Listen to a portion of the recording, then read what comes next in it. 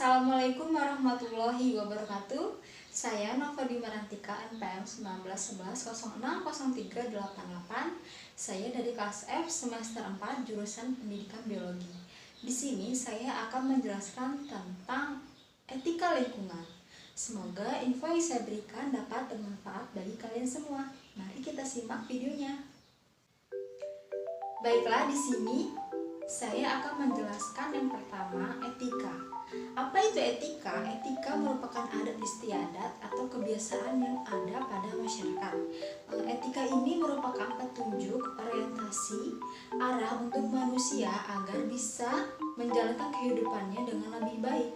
Yang nantinya etika tersebut akan dituangkan ke dalam aturan, kaidah, norma-norma yang akan dilakukan atau diajarkan melalui lisan atau tingkah laku.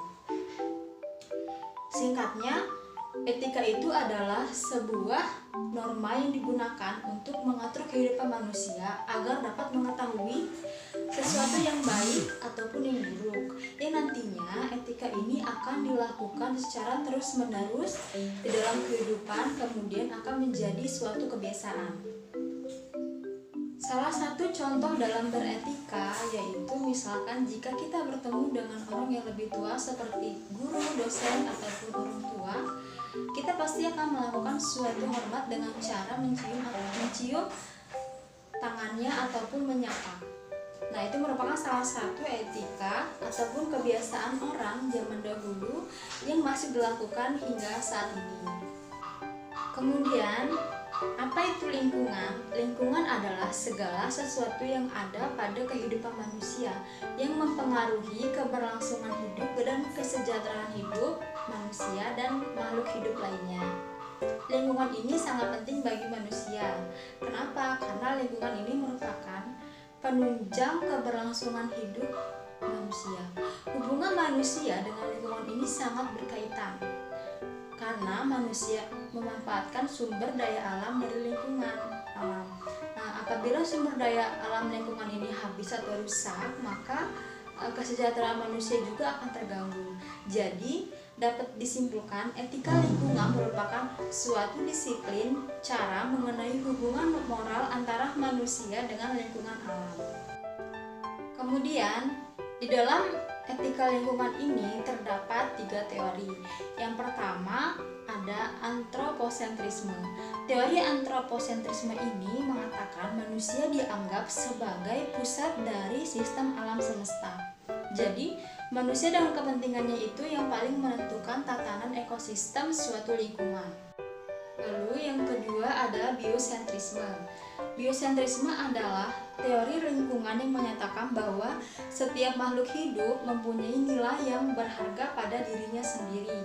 Jadi tidak hanya manusia yang mempunyai nilai, tetapi alam dan makhluk hidup juga memiliki nilai. Ekosentrisme. Ekosentrisme adalah teori yang memandang bahwa makhluk hidup biotik dan makhluk tak hidup abiotik ini saling berkaitan. Kemudian ada dasar pemikiran atau pendekatan etika lingkungan. Ada 3 dasar pemikiran. Yang pertama ada ekologis. Ekologis merupakan tindakan manusia pada masa lalu, masa sekarang maupun masa yang akan datang, yang nantinya akan memberikan dampak terhadap organisme maupun ekosistem lainnya. Yang kedua, humanisme. Humanisme ini lebih menekankan kepada tanggung jawab kita dengan sumber daya alam atau suatu hak manusia terhadap sumber daya alam.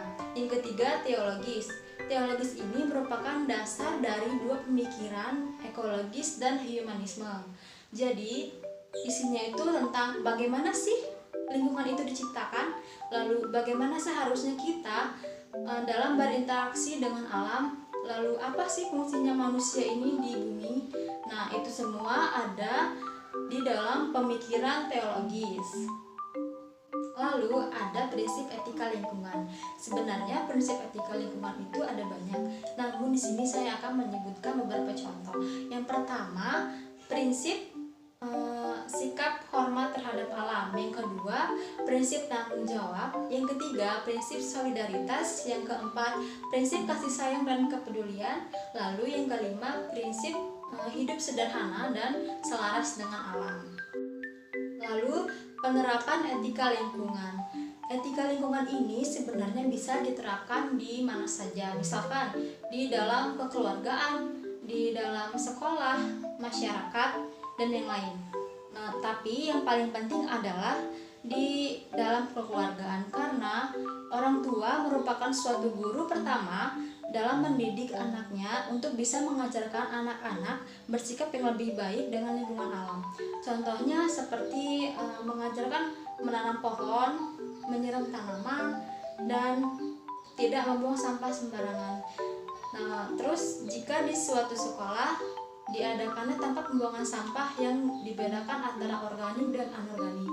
Lalu jika di masyarakat diadakan penerapan aturan tentang dilarang merokok atau dilarang menginjak tanaman di wilayah-wilayah tertentu.